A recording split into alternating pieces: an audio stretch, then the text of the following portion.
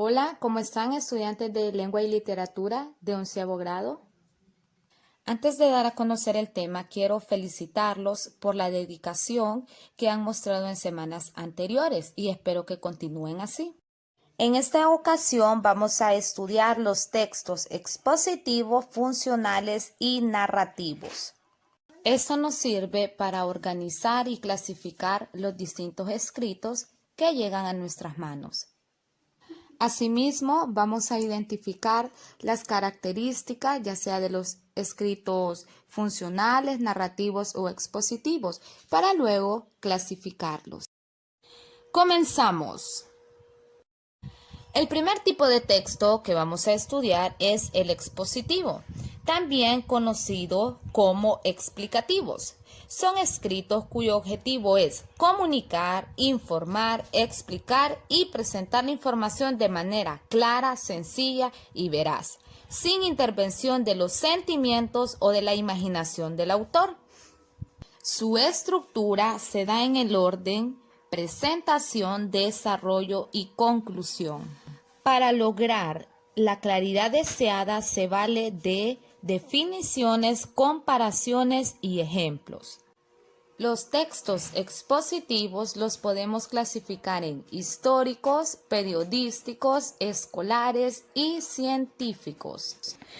Entre los textos expositivos históricos encontramos la biografía, que es un escrito donde se reconstruye la historia de un individuo, y la monografía, que es un texto que versa sobre un solo tema. En el caso de la monografía histórica, se informa o se analiza algún hecho histórico o tema relacionado con la historia. El número 2, periodístico, tiene como finalidad informar acerca de acontecimientos de interés social.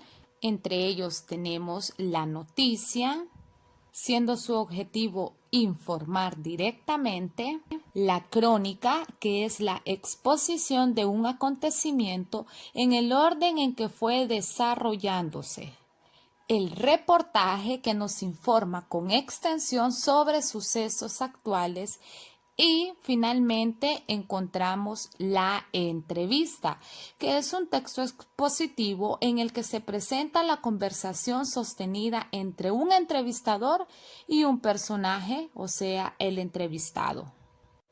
Entre los textos expositivos escolares tenemos libros didácticos que se dedican exclusivamente a impartir conocimiento, explicándolo de forma clara y concisa; el informe y el guión de exposición. Concluyendo con los textos expositivos, el número 4 son los científicos. Por ejemplo, el informe de experimento y el artículo de divulgación. Recordemos que las principales características de estos textos es que explican o informan sobre un tema con un lenguaje claro y preciso. El segundo tipo de texto que vamos a estudiar son los funcionales, y estos son recursos indispensables para la vida cotidiana. Se llaman funcionales porque cumplen una función específica. Su finalidad es facilitar la vida tanto del estudiante como la del profesional, del obrero o del ama de casa. Se escriben con un lenguaje directo, claro y preciso. Entre ellos tenemos los instructivos, las recetas, los mapas, las agendas, la lista de compras, los recibos, las facturas, el vale, el plan de clase, entre otros. Si se fijan en los ejemplos, estos son textos que proporcionan instrucciones o pautas al receptor en relación a alguna actividad, acción o tarea. Algunas características que encontramos en estos textos son las numeraciones. Por ejemplo, en las recetas, cuando nos indica número 1, cortar la cebolla; número 2, el tomate. Entonces ahí hay numeración. Los recursos gráficos, cuando nos detalla con imágenes lo que debemos de hacer. Y también que cumplen una función específica. Concluimos con los textos narrativos. Así como su misma palabra lo dice, tiene como base discursiva la narración, y esta es una actividad que está ligada a la vida del ser humano y forma parte de la existencia de los pueblos, iniciando con la poesía épica, después pasamos a relatos mitológicos, a fábulas, leyendas y llegamos a los cuentos y las novelas, que este es un género con mayor desarrollo y difusión en la actualidad. En la estructura de la narración se identifican tres momentos. Como número uno, la exposición, que es lo mismo que el inicio, donde se prepara el ánimo del lector, se despierta el interés y presenta el hecho en el lugar y la época donde se va a desarrollar la historia. Número 2, el nudo, que es el conjunto de accidentes o es cuando sucede un problema y aquí se despierta el interés por conocer el final. Concluimos con el desenlace, que es la parte de la narración que presenta la solución o aclaración de los hechos.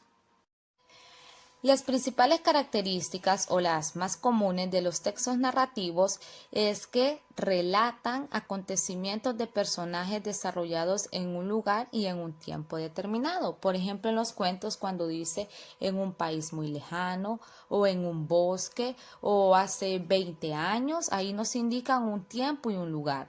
Su estructura, pues como ya la mencionamos, consta de exposición, el nudo y el desenlace. Y encontramos elementos como un narrador, personajes, espacio, tiempo y acción. Como ejemplo de textos narrativos tenemos el cuento, la novela, las fábulas, las leyendas, entre otros. Ya que sabemos qué son los textos expositivos, funcionales y narrativos y conocemos sus características, vamos a aplicar lo aprendido.